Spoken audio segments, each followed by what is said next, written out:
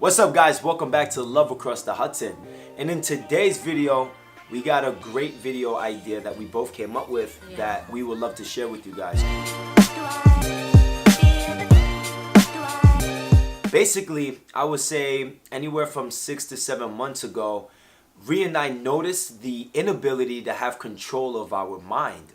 Meaning that we got to a point in our relationship that we were mentally beating ourselves up and then actually taking out on each other. So there'll be a day where we'll come home and we'll do the regular. We'll come home, we'll probably hit the gym, or we'll watch a good movie, and then we feel like we're missing out on life. We feel like we should be on vacation somewhere at the moment, even though we just came back from vacation at the moment, coming back from Florida. So we felt like we should have gone to Hawaii instead, or the Bahamas, or I felt like at the moment, like I should be driving a different type of car. My goals should be already accomplished. And as I really saw I was struggling with that, I also started to see that Rhea was struggling with it, and I wanted to know what was causing these things. Now, we were really big on our diet. We're really big on the people that we're around, the energy that you have around you. We have those things pretty much under control. So it wasn't those things that were playing the factor or the X factor in this situation. But what I noticed that I didn't want to actually admit was anytime I had at least anywhere from 5 seconds to 10 seconds to do nothing, it was automatically a thing for me to open up my phone and go to the Instagram app and open up Instagram. And immediately I knew what happened in yesterday's sports. I knew what happened with celebrities. I knew the death of celebrities. I knew the reaction to the death. I knew what my family members did all day in the last 24 hours. Then there was times where not only was I hit with so much information at once that I was going through, I would just go through the information and process it very fast with the emotions of going through it at the same time. And then I'll put the phone down and then I'll immediately go back to work or Reed's like, Nate, I'm talking to you. Nate, I'm talking to you. I'm like, yeah, did you hear me? And when she's talking to me, I'm in the process of trying to download the information that I just processed that may be affecting me. So for an example, I may have seen a family event happen and that took place that looked so fun that I wasn't able to attend or I wasn't invited to. And now I'm feeling some type of way that I wasn't invited or I didn't attend. So immediately I feel like my family members are holding out information on me. Did I do something wrong? Then I'm trying to process at the same time, going back in the history of me and my family members, basically conversations to see did I ever say anything wrong for them not to invite me. And it started going down this deep hole. So there was times where I'll come home and I'll talk to Rhea, and Rhea would be kind of like bothered by something. And what we experienced is one day I sat down and I said, she yelled at me once again for being on the phone because I was keeping up with like football scores or whatever the case may be. And then one day I said, I'm going to delete the Instagram app. And instead of actually opening up the app, I'm going to download a book to read. A book that is going to help me actually become the person I want to become instead of missing out on fun or actually downloading information that I have no interest in really fast or being marketed to all day. So if I Googled something on Google and was interested in a new television for us, for an example, if I didn't want to think about it at that moment because I didn't have the finances or anything, as soon as we go on Instagram, it's just there and it's on our Wi-Fi, so it was on her Instagram. So it's kind of like a smack in the face reminder, like, hey, stupid, you forgot to buy your TV. But I'm not just ready to buy the TV, but the ad was continuously reminding me on how I wasn't ready, not only to buy the TV, but how I'm not ready to be where this person is in life yet, or that person is, or it just made me feel a lot of guilt. So that's one thing that we experienced. So when what we did is I asked Rhea to delete it and see how she felt. So, like, from my side, basically, Nate started it off first. He deleted his Instagram app before I did, like, probably like a month before I did. I deleted it around February. And I noticed, I saw changes in his attitude. I saw changes in, like, what he was doing, you know, like, his productivity. I just saw, like, it was just improving a lot more. And I kind of felt like I didn't really know it was the Instagram per se. Like, even though he would say it, for me, it was still like, nah, I don't know, I guess it's not affecting me. Like, I was still kind of in denial about that. And then I noticed that when he would come home, you know, when he didn't have the app, he had a lot more free time. And then the tables turned where I was on my phone a lot more. And I was the one, like, my mood was kind of down. And it was just like, there's like this comparison that goes on when you're on Instagram, because you see a lot of people doing stuff, but you don't see like what they did to get there, or, you know, their failures to get there. You only really see the highlights of somebody's life, like their successes. Like, you never really go on there and see somebody crying about a role they didn't get, or see somebody saying like, oh, I went all the way over here and I did this and I failed at it, like I'm a failure, I gotta wait for another month or 2 months. So you don't really see that kind of progress or that process when people do that. You really just see like the happy moments in their life, or, you know, I quote it happy because you never really know what's going on behind the camera, if that makes sense. So when I saw Nate's like attitude just change, I'm like, you know what? I'm also gonna take part in this Instagram thing. So I kind of like posted whatever I wanted to post. The last post, I was like, this is my final post. Like, I'm done with it. I also deleted the app because I noticed that I tried for about a couple days, like, to have the app itself still on my phone, but like try my best not to go on it. But it was just so second nature to me for me to just go on the app. So I would like just go on it, and then I'm like, okay, wait, this is just not gonna work. So I'm like, in order for me to not be on Instagram, I would have to delete the app the same way he did it. So I deleted it, and then I'm like, well, while I was deleting the app in that process of like a week, he told me, why don't you just buy some books? So I went on Amazon, I got some acting books, I bought them. They literally came in like 2 days later. Shout out to Amazon Prime. They came in 2 days later, and I deleted the app, and then I started reading a lot more. And then, I don't know, like a lot of things were opening up for me, like a lot of doors, a lot of new ideas. Like, it was just like this new information that was able to get to me that I was kind of blocking before because I was on Instagram all the time. So I'm not trying to say Instagram is like this torturous bad thing, but really be aware, because when I was off of it, I really kind of grounded myself, and I was able to focus on what I wanted to do in acting, and I wasn't comparing my success or my path to anybody else's path, if that makes sense. So I follow a lot of my friends are actors, so I follow a lot of them on Instagram, and you constantly see a post after post after post that, even though you're trying to like process all this information, you don't have time to unprocess it, if that makes sense, and like take away time for yourself. You're kind of just like in like this loop where you're continuously seeing somebody else's success. Yeah. So it's like it's a very dangerous spiral that you can get into, like with Instagram. So anyways, when I deleted the app, I saw my mood change, just like his mood change, and I felt like we were connected a lot more, because we can be like, he could be on the couch, I could be on the bed, and I'll send him something through Instagram instead of just speaking it. Yeah. Like, it was just weird. It was bad, and it got to the point where it was, when I did it and I deleted the app, and I saw, besides, anytime I wanted to open up the app, I opened up a book instead. Mm-hmm. And I worked on things that I knew I've been holding back to work on for a long period of time.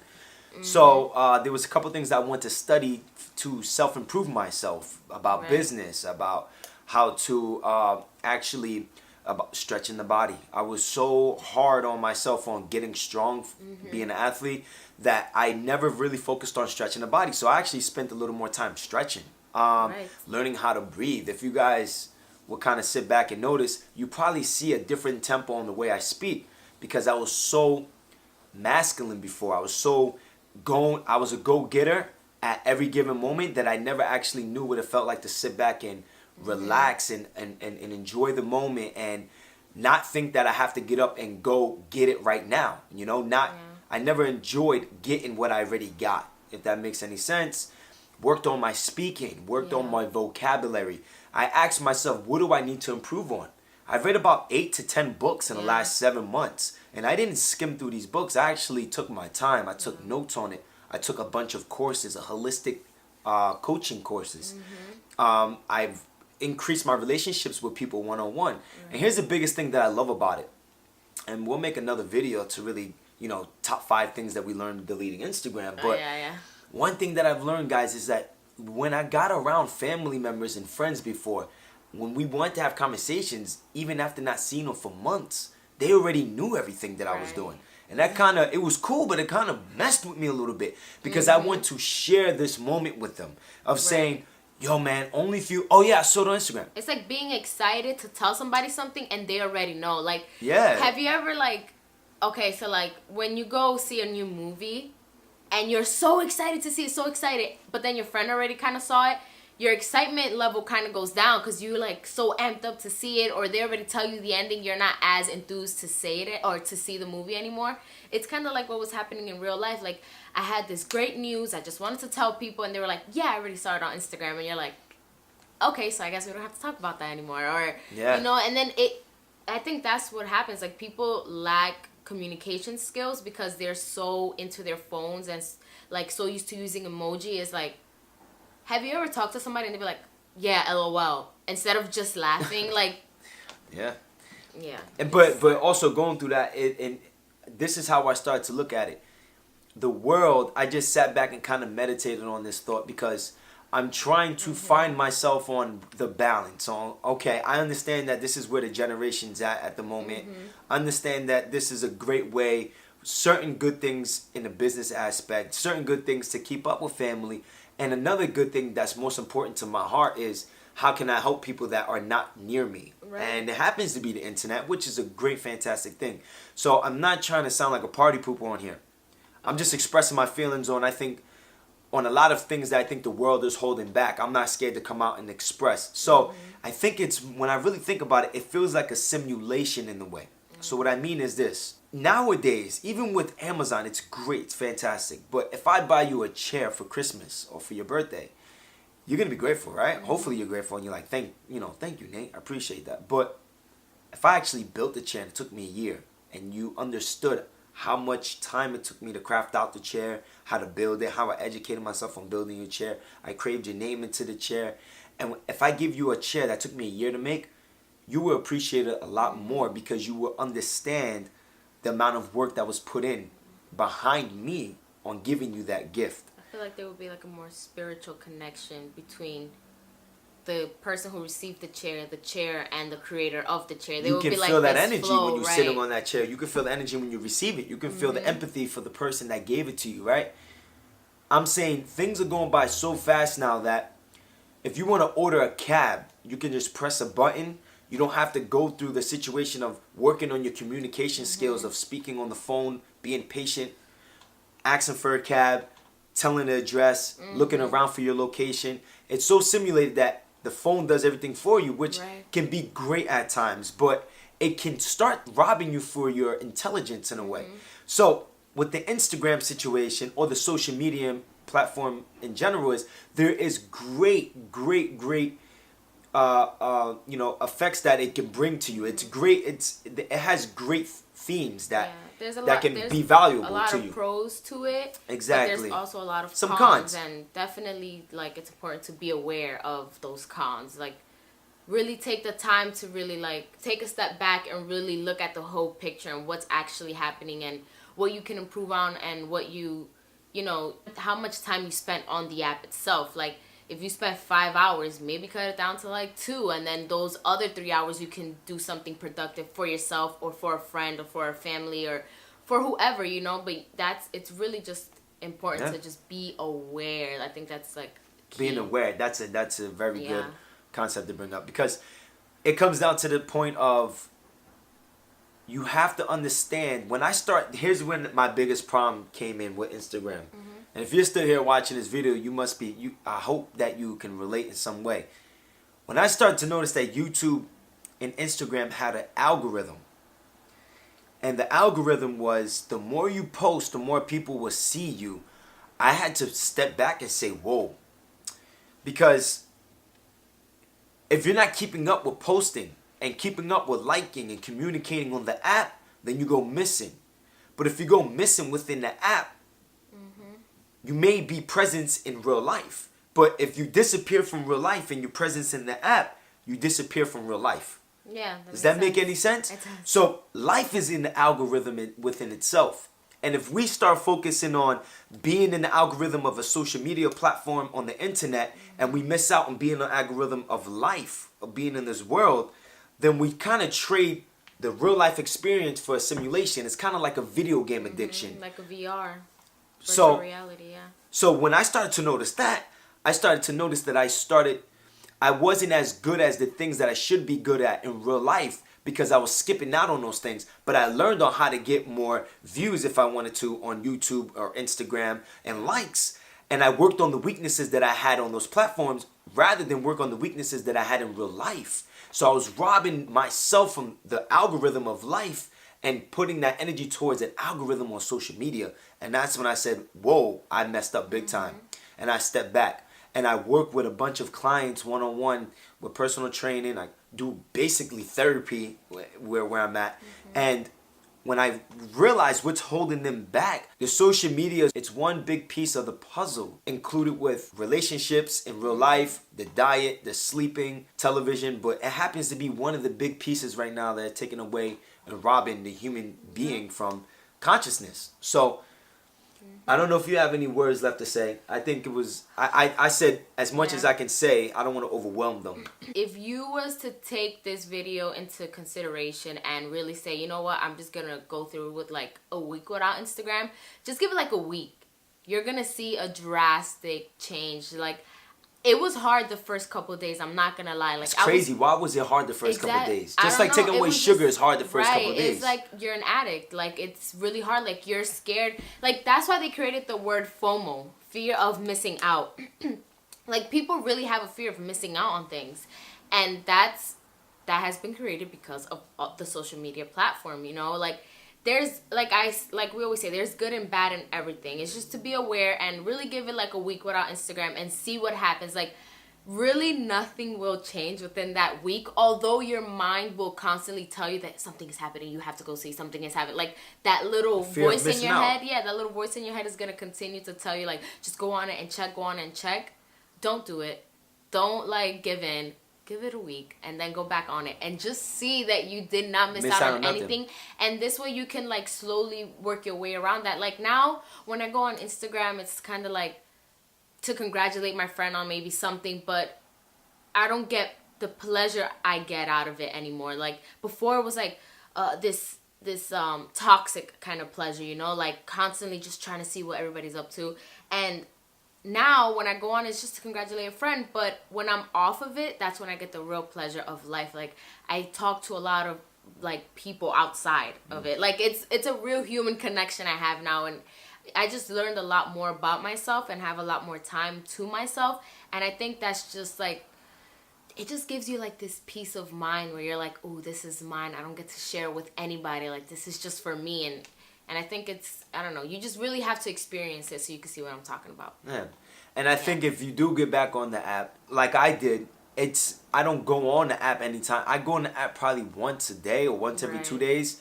And when I'm trying to ask myself and I'm trying to manifest some type of information on how to go about it, I'm trying to see the best way on how I can participate on helping others, on achieving goals and motivating others without making it look like I'm living the best life. I'm trying to teach them. So Love Across the Hudson, you know, we get a lot of advice on how we should do our channel all the time. You guys should show this, that you got now, that. And I'm like, listen, if we can't show them how we got it, then we don't want to do it.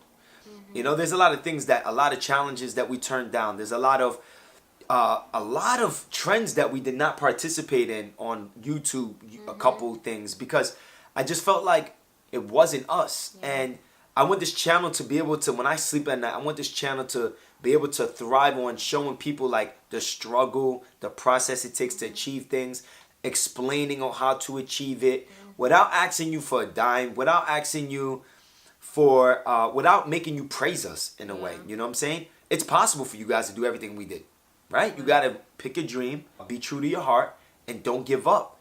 Understand that you're going to fail, and understand things take time. So anytime we come on here, our goal is just to make sure, okay, babe, how can we explain this to people that may be struggling with this? Anyways. So guys, we hope you guys enjoyed this video. Go ahead, baby. Yeah, I was just going to say, we hope you guys enjoy this video. It might be kind of long, but that's just who we are. And if you stood to the end, then congratulations. You stood to the end, and I hope this information helps you. Guys, we'll see you next Sunday at 10 o'clock. Peace. Hello, peace. Come on. Oh, sorry. Peace. That's a habit right there.